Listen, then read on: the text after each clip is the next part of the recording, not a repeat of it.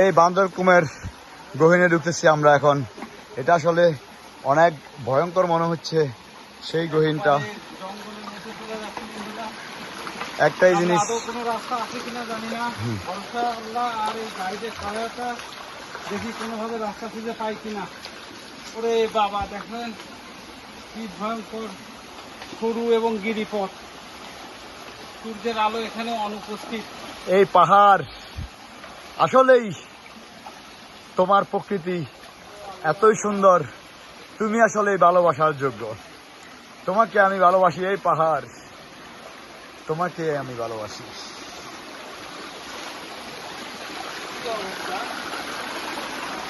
আদৌ কি রাস্তা আছে সামনে? হ্যাঁ, সামনে রাস্তা আছে, আমরা পাবো ইনশাল্লাহ। এরকমই বিশ্বরোড।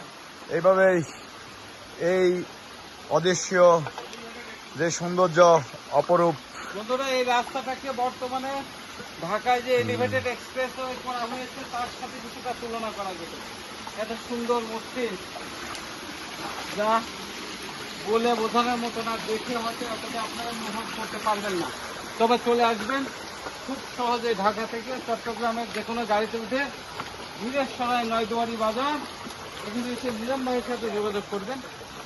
ওনারা আপনাদেরকে এই সুন্দর মসৃণ পথ ধরে আপনাদের এই গহীন জঙ্গলে নিয়ে আসবে।